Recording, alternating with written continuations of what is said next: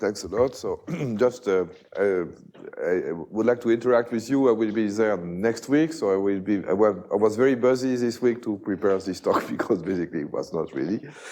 So it's really fresh from the oven. There will be a lot of mistakes.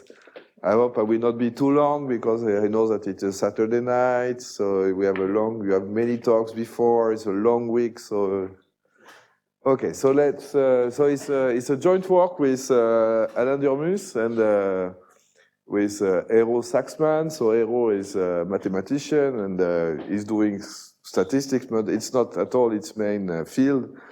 And he's working in the University of Helsinki. And we started this work a very long time ago, so perhaps 5 years or 6 years ago.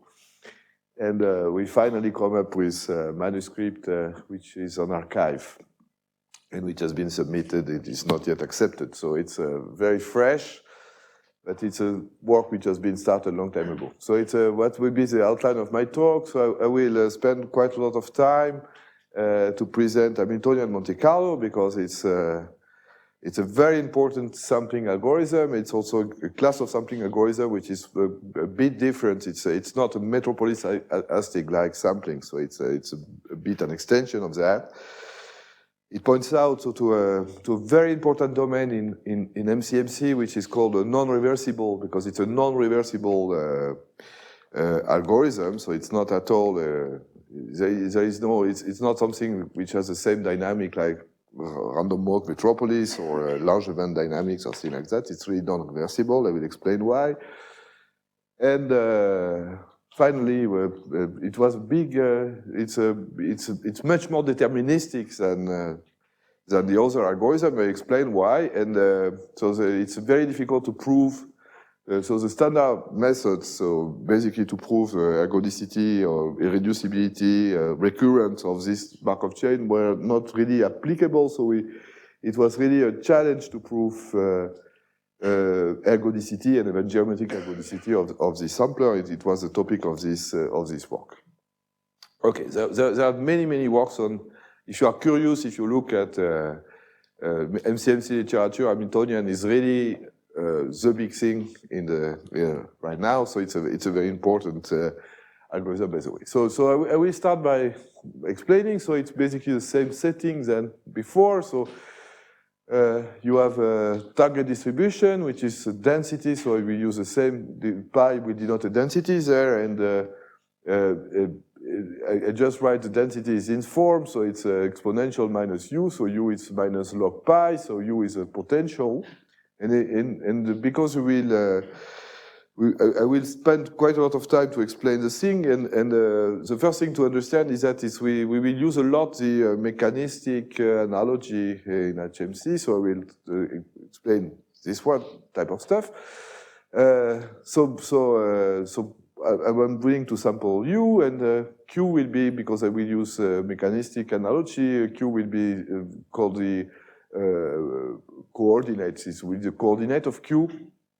And I will add another variable, which is called a momentum variable, so P. And I will add to P, I will add this momentum, and I will something which is called a kinetic energy, where M here will be a positive symmetric matrix, which is chosen by the user. So later, M is important, but later on in the talk, I will drop M and I will put for M identity. But right now, I will keep M at the beginning. So what I will consider is system. So I have the quantity of interest is Q, but I add some kind of auxiliary variable, which I interpret as a momentum in mechanics, and I consider a systems, and I will define the Hamiltonian of the system. And the Hamiltonian of the system will be the sum of two terms. It will be the term of the potential, UQ, which is minus log pi, minus log the density that you are willing to sample, which is not up to a norming constant. And you add to this potential, you add a kinetic energy. So I take the standard kinetic energy. There are other algorithms in which you can add. So it's not the only type of kinetic energy that you can have. You can also consider other type of kinetic energy, and that change the behavior of the algorithm. So we did the analysis with the classical kinetic energy there. Okay, so in order to understand how it works a little bit, you need first to define what is an Hamiltonian system. So an Hamiltonian system is simply a system of differential equation, but of a certain type.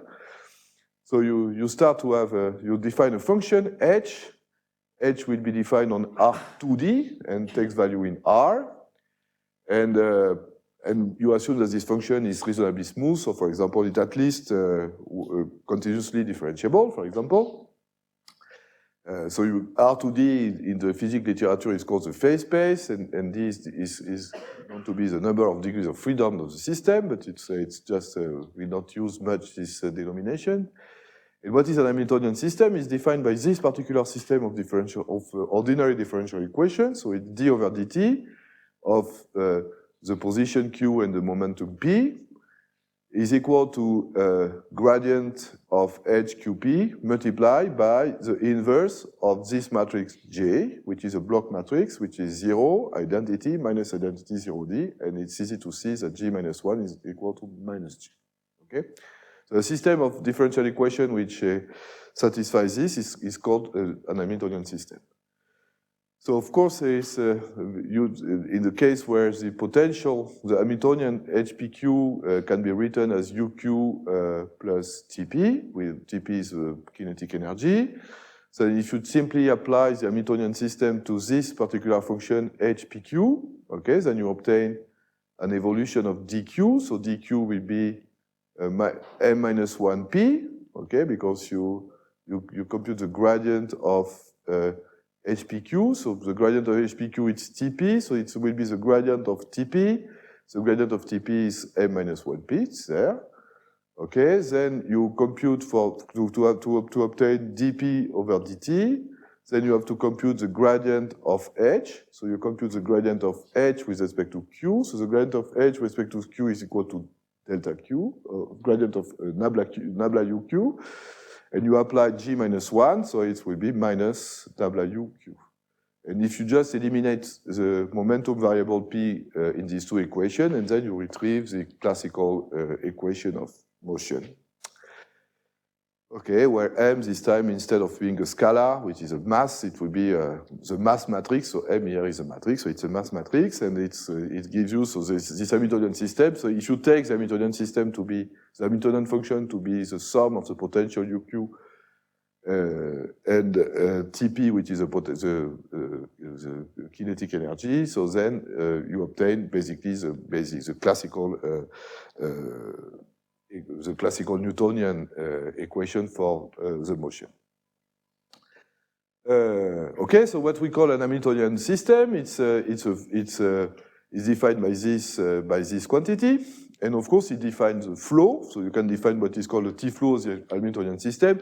So what I will assume there is that I have enough assumption A on the function h in order that this flow is defined for all t. So it's not something wild, or so I assume that I can define a solution for the system of equation for all t. So I will call phi t the T-flow of this Hamiltonian system.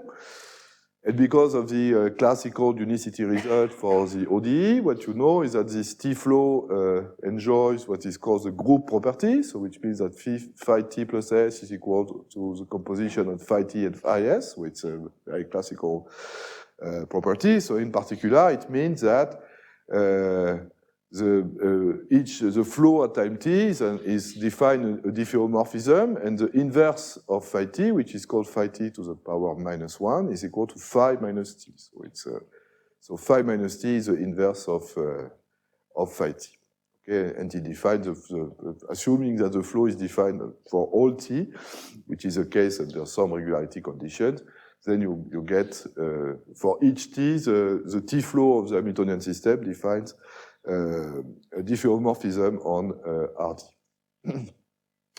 So to make an example very easy, which is good for the Saturday night for 5 o'clock, so it's you take this in R2. What will be, so you start with, you take a quadratic potential. So quadratic potential will be Gaussian in that case, dimension 1.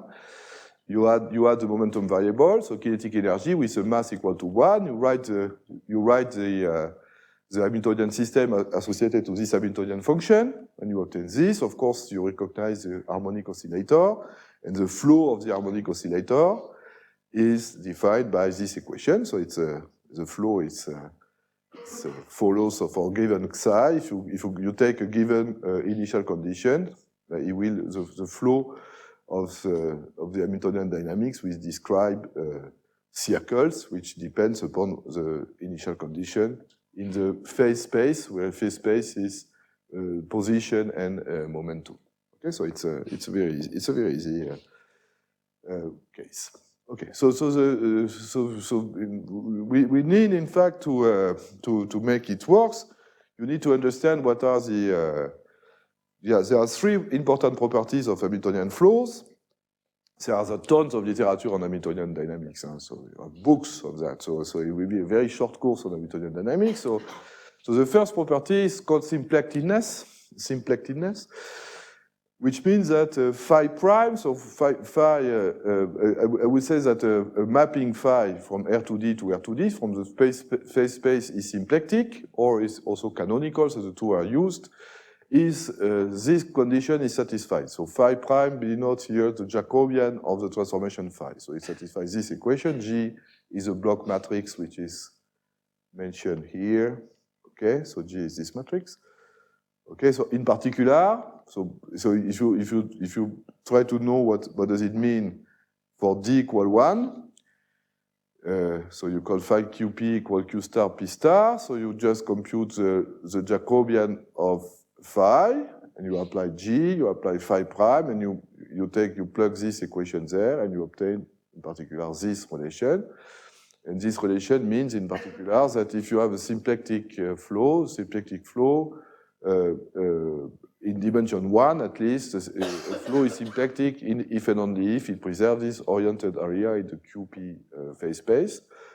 And in fact, it's more or less the only property I will use for symplectic flow. So a flow is symplectic, so if it satisfies this condition, and a consequence of being symplectic is that this is true for dimension 1, but it is true in any dimension. It's not difficult to check, by the way, is that the determinant of a symplectic flow is equal to 1. So a symplectic flow preserves the oriented volume of domain in the phase space. And there is another result, which is of interest, which is much more difficult to prove, by the way. It's the fact that if you start with a dynamical system defined by this, okay, and if you denote by phi t the flow associated to this ODE, there is an interesting result which says that the flow is symplectic if and only if basically F is if F is an Hamiltonian system. So there is it's an if and only if condition, so which means that the flow of an ODE is symplectic if and only if it is a flow of an Hamiltonian system. Okay, so first we have this first property. There is a second property which is this time very easy to check, which is to check that the Hamiltonian is conserved. So the Hamiltonian function is conserved by under the flow. So if you take the flow there, you compute the derivative of the Hamiltonian. So remember the derivative of the Hamiltonian, you will be written like that. So remember this is exactly the derivative of the flow. So the derivative of the flow is given by this, this is the Hamiltonian function. So you multiply it by the gradient of H here, because there is a G minus 1, which is a skew-symmetric matrix. These two quantities equal exactly to 0. So which means that the value of the Hamiltonian function is preserved along the flow. Well, this is called, in mechanics, this is called the conservation of energy.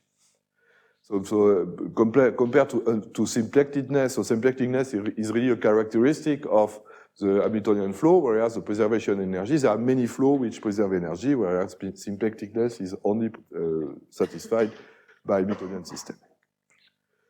Okay, and the last property, which is very important, is called the reversibility. So what is reversibility? So you take a mapping S on R2 and R big D, so it's defined in full generality. And you assume that S is an involution. So S composed with S is equal to the identity. Okay, so you take S as an involution. And you will say that the mapping phi is reversible with respect to the deterministic mapping. Phi is nothing, it's not a notion linked with the reversibility of the Markov kernel. So you take a mapping phi from RD to RD, and you will say that this mapping is reversible, provided that this condition is satisfied. So the condition, which is you compose S with phi, is equal to the inverse of phi minus 1, so 2S. Okay?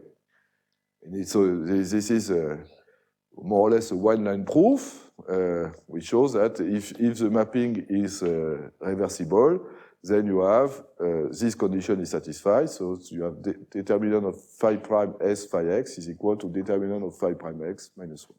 Okay, it's reasonably easy to check. We will use this property later on. Okay, and the second property which is of interest, which is also easy to prove, is that you have a way to characterize mappings which are reversible, T-flow which are reversible with the involution S. So to check that the T-flow is reversible with the involution F, it suffices in fact to check this condition. So it suffices to check that S composed with F is equal to minus F composed with S. Okay, so if this condition is satisfied for this distributed system, then the flow will be reversible with respect to S. So if you take the Hamiltonian system, so you have the phi q here is equal to minus grad of u, but it doesn't play any role there. And you look at the involution, which is defined like that. So SQP is equal to Q minus P. So you take what is, it's called the flip involution. So in which sense that you take the position Q and you take the momentum P. And when you apply S, it becomes Q and minus P. Okay, so you flip simply the speed. So remember, so FQ is equal to minus grad of U Q. So if you apply the condition before, so S applied to F is what? So you simply flip the sign, so it's M minus P grad of UQ, it's here. Now you look at the second condition, F composed with S, so you take S, okay, you just flip the sign of the momentum, so it's Q minus P, okay, you apply it here, so it would be minus M1P minus grad of UQ, because Q is not changed, and this is exactly equal to minus S F QP. Okay, so which means that, and because this condition is satisfied, it means that the T flow is reversible with respect to the momentum flip. But it's well known, in fact, it's called it's the time reversibility of the mechanics, so which means that when you start from Bangalore with initial speed P1, and I go to Mysore with, which will be my final state, and if I record my speed in Mysore, and if the system is Hamiltonian, I just have to flip the momentum in Mysore, and I will go back to Bangalore. It's a good idea. So it's very easy. You just have to return so just take exactly the same speed, and then it will be you will go back to where you are. Okay. Symplecticness in physical systems. It's symplectic in that case. It's yeah. Yeah, it's symplectic. So the second one was conservation of energy, and this one is time reversibility. Yeah, yes, that's it. It's symplectic. First, it's symplectic, conservation of energy, and so it's symplectic, conservation of energy, and reversibility. It's the three properties. I was just wondering, does symplectic have a physical meaning when you specialize to, say, Newtonian mechanics? No, symplecticness is really a property of Hamiltonian. It's really a property of Hamiltonian systems. It has a lot of properties, but we use, in fact, only one property there is the fact that symplecticness implies preservation of volume. Okay, but he has a lot of because it's really linked with Hamiltonian. So there are a lot of things which are very detailed on symplectic dynamics, but what we use there is mainly the fact that it preserves oriented volume. Okay. Okay, so I have these three properties that I will use all the time. Okay, so in particular, if I look at this if I look at this potential, so if I look at a potential which is P tilde QP, which is exponential of minus H QP, and if I apply the flow of the Hamiltonian system phi t to this potential, so which is, so I just apply the flow. So it's, I take any function f which is positive. For example, I look at f phi t qp, which is equal to exponential minus h qp dq dp. Okay, so I can make a change of variables. This is a diffeomorphism, so I make a change of variables. So I have a phi t minus 1 there. Okay, what I know is that because the inverse of the mapping phi t is phi minus t. Okay, but I know that phi minus t, the Hamiltonian is and there, I use symplectedness there because there is a preservation of volume. So where I've used the change of variable here, I do not have to put Jacobian there, so the Jacobian determinant there, because it's the Jacobian determinant is equal to 1, so the volume is preserved. So then I use a conservation of Hamiltonian, so h of phi minus t is h qp, and what I have proven there is that P tilde is invariant on the deterministic flow phi t. So if I take the law, if I just take QP, so if I take the random variable which is distributed according to P tilde QP, if I just apply the flow phi t for any t, then the law of the transform variable will also be pi tilde, okay? So that gives rise to what is called an exact HMC algorithm. So what is an exact HMC algorithm? It goes as follows.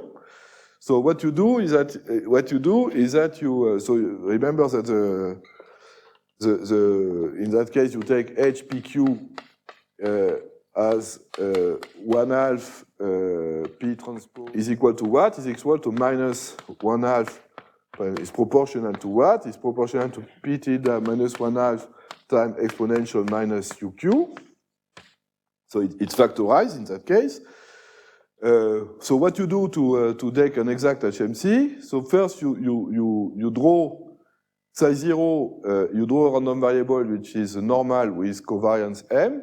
It has a covariance matrix which is a mass matrix. Okay. Then what you do is that you let it evolve. So that gives you a psi 0. You evolve over a certain time interval 0 lambda the Hamilton's equation with initial condition which are Q0, P0. That gives you another point which is Q0, which gives you another point which is Q1, P1, and you simply output this point. Okay. So what you do, so basically, the algorithm is very simple. There is no acceptance rejection step. There is nothing. You simply draw at every step of the algorithm. You draw a new value for the momentum, and you run the Hamiltonian system for a certain interval of time, lambda. And then you iterate that. No acceptance rejection, and it's completely deterministic. So the only randomness here comes from what is called the momentum refreshment, so the step in which you randomize, in fact, the momentum. So you randomize the momentum, and then you obtain an exact algorithm. Okay. And it can be proven that this algorithm is correct, in the sense that the probability distribution is an invariant distribution for this chain. And the proof is easy, in fact, because what you do is that you compose. So basically, what you do is that you compose two algorithms, you compose two kernels, which leads this distribution invariant. So the first is simply what you do. The first kernel that you apply is you simply propose according to a Gaussian distribution, but the Gaussian distribution is exactly the stationary distribution for P tilde. Okay, so you leave the invariance of the kernel in which you draw a new value for P according to a Gaussian distribution, basically leaves this part invariant, so which means that it doesn't change the stationary distribution. And then starting from this point and applying the deterministic, the Hamiltonian system, doesn't change the Hamiltonian energy. So basically, you doesn't change P pi, which means that you compose two kernels. This is why, in fact, in particular, it cannot be reversible. It's not reversible because it's a composition of two kernels. One which is a kernel in which you simply erase you simply refresh the momentum, and the second kernel, which means that you take the new value of the momentum and you run the Hamiltonian system. So it's not at all reversible. It's the first kernel is reversible, but not the second one, and it's a composition of two kernels. So it's not a reversible dynamic, by the way. Okay, so and this algorithm has been analyzed. So I should have mentioned so it's a very good paper, by the way, appears last year. It's easy to analyze. This one is much more easy to analyze than the discretized versions I will present. It has been analyzed by Bourabi and Sancerna. We put this on the last version of my slide. In fact, they use instead of they need to randomize. So you have to randomize the time interval. So it's not okay. The algorithm will be okay if you replace the duration by a random duration. You take it according to geometric. It could be a geometric distribution, for example, an exponential time. So you define, and it's important to make it random. Otherwise, you run into problems. But the randomized MCMC, randomized in the sense that you also randomize the time under which you run the algorithm, has been analyzed, and it has been proven to be geometrically ergodic. Okay, so it's interesting, but it's not really useful in the sense that you cannot, of course, you don't know in general the exact solution of the flow. So what you need to do in practice, you need in practice to resort to some numerical approximation. But what you can show, I will not have time to show that, but it's not possible to preserve both the volume. So there is no numerical method. It can be proven, which can preserve both volume in phase space, so symplecticness, if you wish, and the total energy and the Hamiltonian. So you have to lose at least one of these two properties. So because you don't preserve both symplecticness and total energy, it means that you cannot preserve the global Boltzmann-Gibbs distribution. So you need to do something a bit more clever. Okay, and this bit more clever thing is to use an integrator, which will have some property, but not all properties. So it will be symplectic and reversible, but it will not be, in particular, it will not preserve the Hamiltonian energy. And then you will add to that a discrete Metropolis-Hastings step. It's not exactly a Metropolis-Hastings step, by the way. It's a special step because the algorithm is deterministic, so it's not really there is no density, so it's not really a Metropolis-Hastings algorithm. It has the same type of flavor. So what is the integrator that we use? We use an integrator. So there are many integrators. There are many integrators which are symplectic. And this one is it's called the Verlet integrator or the Leapfrog integrator. So it has been proposed by Verlet in the 50s. And it works as follows. So you have to update. So you start from Q0, P0, and you will run the algorithm for T step. Okay, so T intermediate step, if you wish. So what you do at each step is the following. So it's at each step, what you do is that you start from Q0, so then you will run the algorithm T times. So you compute the gradient delta U QK, so it's a gradient of the potential. Then you update Pk, so you update Pk according to this equation. H is the time step. Then once you have updated Pk, you updated Qk plus 1 according to this equation. And once you have updated Pk plus 1, then you recompute the gradient of the potential at time q plus 1, and you re-update the momentum. Okay, so you do 3 times. Okay, and you define for each step of for each global step of the algorithm, you have a T step of discretization.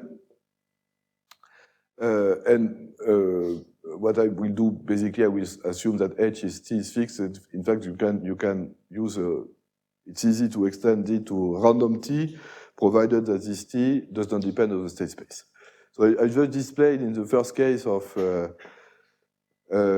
my oscillator, the harmonic oscillator. I will just display the solution of the Leapfrog move, and it's it's quite good. Basically, in that case, it's more exact, by the way. So they remove more or less. So there are many properties of this estimator. Okay. So it is defined, in fact, deterministic mapping, which I will call, and I call this mapping phi hk of Q0p. So it will be the mapping which are the composition of these two mappings. So you have a mapping where you update the momentum, then you update the position, and then you re-update the momentum. And that gives you one step, and then you compose this step t times, and once you have composed this step t times, it gives a discretization on a time which is of order h times t. So what you can prove, and it's very easy, I will not spend time on that, is that these quantities are volume preserving. They are symplectic, by the way, so this is it's easy to see that it's a symplectic integrator, and that they are reversible with respect to the flip involution. So when you flip the momentum, this integrator is also reversible. So it's reversible, it's symplectic, but it's not, it doesn't preserve the Hamiltonian. So which means that because it doesn't preserve the Hamiltonian, you need to add some correction at that point. And what you need to do is that you use a kind of, you need to use Metropolis-Hastings correction term, and for this, you will critically use the fact that the mapping are reversible. But it's not the same reversibility as the reversibility of Markov kernel I have presented earlier. So it's a reversibility with respect to the involution. Okay, so so it's a kind of deterministic Metropolis-Hastings rule with a different flavor. As I said, so you start with an involution, so it's written in any phase space, it's an RD, so you start with an involution, you assume that you have a mapping phi in RD which satisfies this reversibility property, and you assume on the top of this that the density pi is reversible with respect to the involution S. Okay, so you have this other property which will be needed. And the algorithm, which is a deterministic Metropolis-Hastings algorithm, goes as follows. So what you will do is that you generate a proposal according to yk plus 1, which is phi of xk. So there is nothing random there. So it's a deterministic phi, it's a deterministic mapping. So you propose a point, yk plus 1, according to a deterministic mapping. So it's an algorithm. So typically it will be the leapfrog. So you will run t iteration, t leapfrog iteration, starting from some points. This is the way we use it. Okay? And so it gives you a point, yk plus 1, no randomness. So the only randomness is in xk. And what you will do is that you will accept and reject this proposal with a probability, and this probability is dependent only on xk. This probability does not depend on 1k, so it's a difference with, to stress the difference with the classical Metropolis-Hastings rules. So you don't look at the value of yk plus 1, but you will do that because yk plus 1 is a function of xk, by the way. So what you will do is that you simply use this rule, okay? And it's slightly different from the rule used in Metropolis-Hastings case, because what you do is that you will either accept or reject according to this ratio, but what you will do is that even if you reject, you don't stay at the point. When you reject, you replace xk plus 1 by s of xk. Okay, so it's not, you don't stay at the point xk, you move to the point which is s of xk. Okay? And you will accept, and the acceptance ratio is given by, it's a minimum of 1, and pi of phi x, pi of x, phi prime of x. So if you look at what is a Markov kernel associated to this deterministic MH rule, you obtain a Markov kernel which can be written like that. So either you go to phi x, okay, or you go to s of x, okay. So you always move, and you move according with the probability which is equal to alpha x, which is given there, okay. And what you can show is that P is stationary. So you cannot do that because it's not reversible. So it will not be the reversibility in the classical case. So you simply look at the global balance condition. So you integrate pi x dx and pxa. You simply take the expression of this kernel and you obtain the expression for this quantity. And what you want to prove is that this is equal to pi of A. I will not consider all the terms, but you will believe me. So look at the first term. So the first term is equal to what? So it's equal to pi of x. So what is the first term? It's when you take the integral, you have three terms. So the first term is simply it will be alpha x delta phi x minus alpha x delta sx plus delta sx. So I simply integrate this, and this is this term there, okay? And if I just look at this term, so when I just look at this term, I use that s is an involution. So it will be pi of x is pi of s composed by s of x, okay? 1a of s of x. So I do a change of variable, so I take s of x equal y, okay? So it will be s of y, but pi is invariant with respect to s, so it will be pi of a. Okay? So this first term is equal to pi of a. And the other term, you just massage it a little bit, you shake, you look all the property I've mentioned before. So you have to use reversibility, you have to use the expression of phi prime s phi of x. So the expression of phi prime s phi of x is given there. Okay, so you have an expression for psi prime s phi of x, and the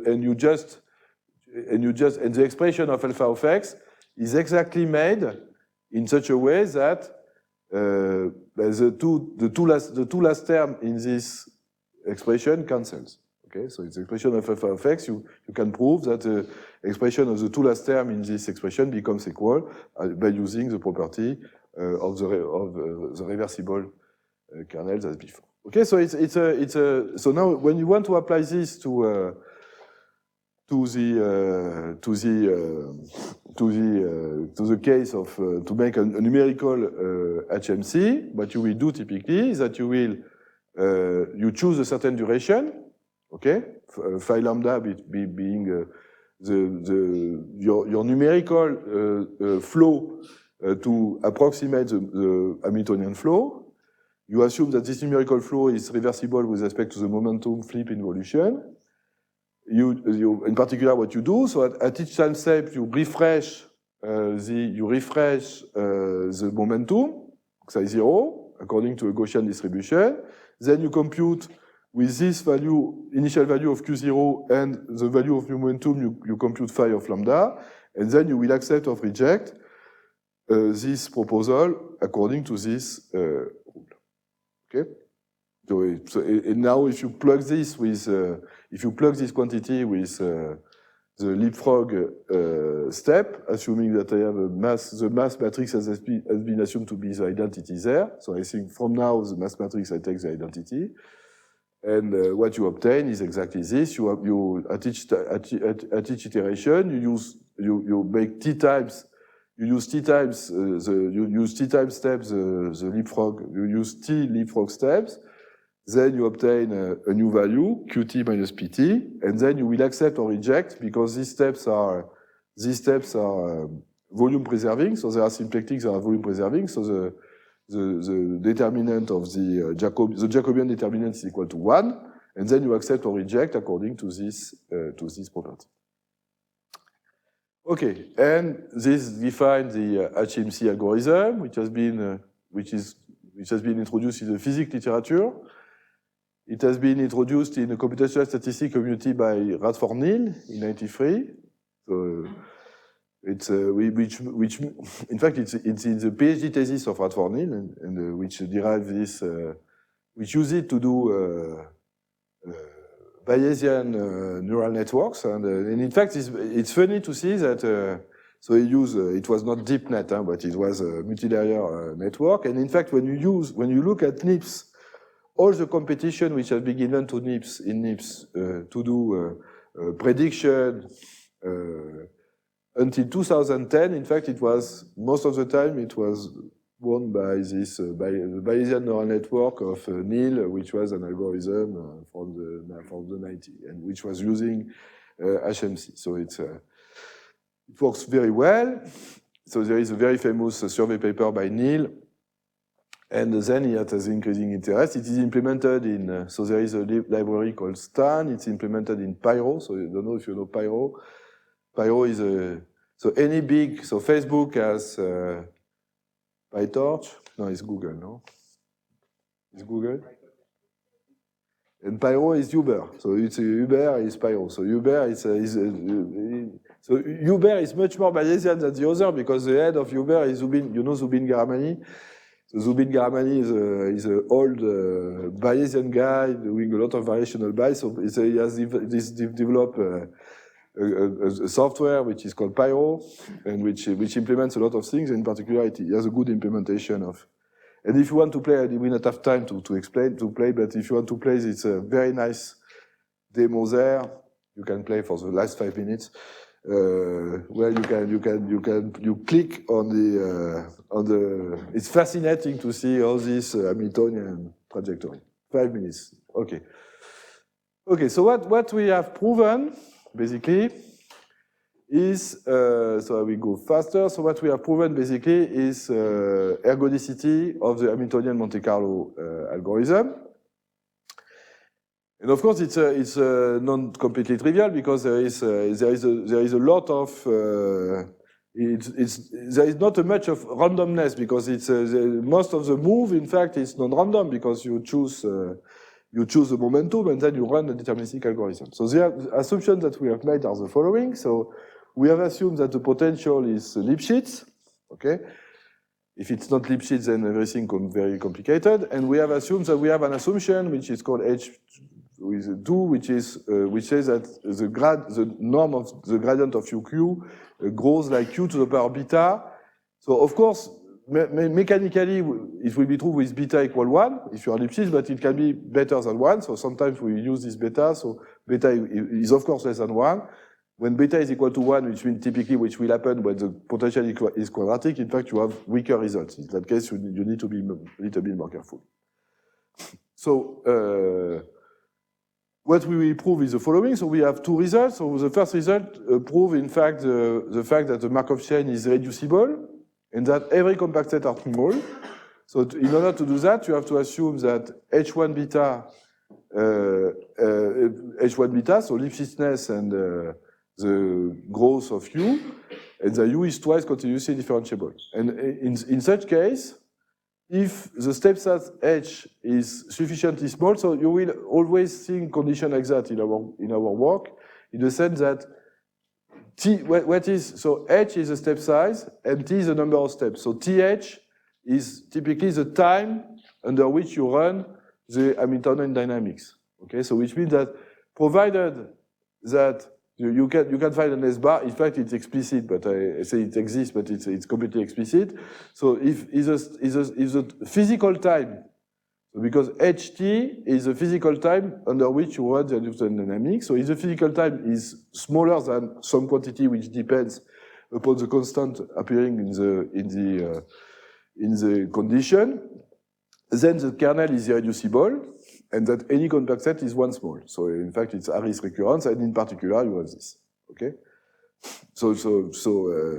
And then, but you have a second result which is even better. It's less quantitative, but it's even better. So what it proves, in fact, is that in fact PHT will be irreducible, and all compact sets are 1 small for any H, provided that beta is strictly less than 1. Okay. And if beta is equal to, so if beta is less than 1, it means that so if beta is less than 1 in this assumption, what we can prove is that we can prove that the Markov kernel is irreducible, and is in fact Harris for any step size H and any T. Okay? And it's quite difficult to prove, by the way, but it's doable. And when beta is equal to 1, so in particular in the quadratic case, then you need to control the physical time, so you are back to the previous condition. You can extend that to 30 seconds. You can extend that to a random number of steps.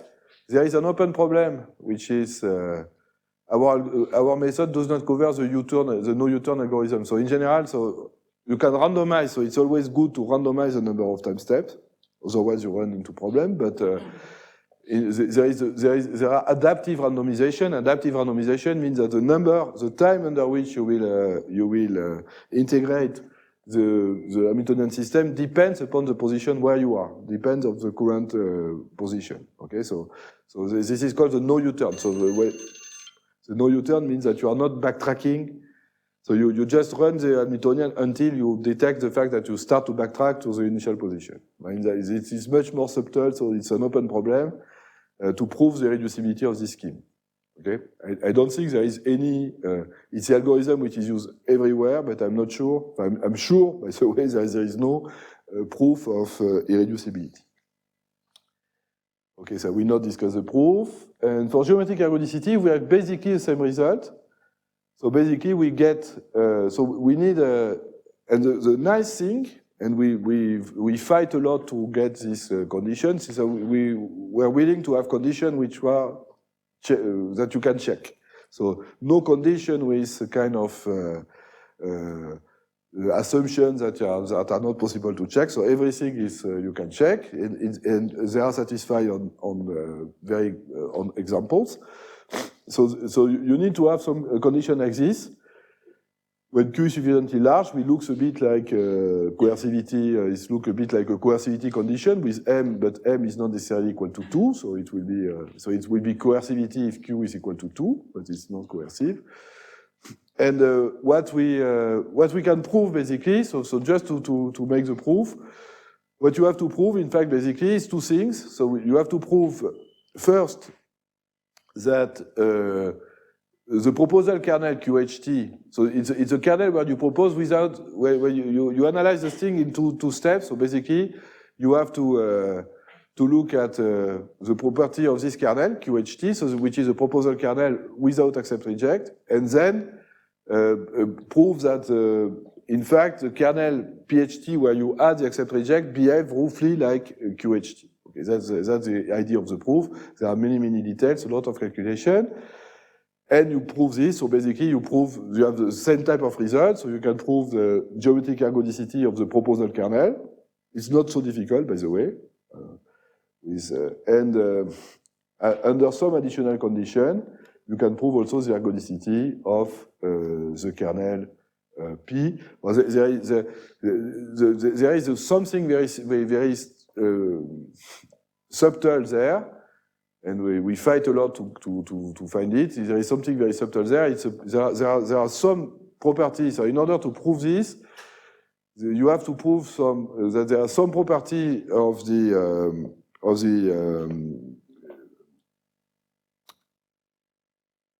leapfrog integrators that you need really to understand to put your hand on the leapfrog integrator, and you will prove that you can control the acceptance in the leapfrog. Okay, so that's conclude my talk. So if you are ready this weekend, you have Sunday, so you can download on arXiv. It's a paper which is 60 pages, lot of calculations, and that I conclude here.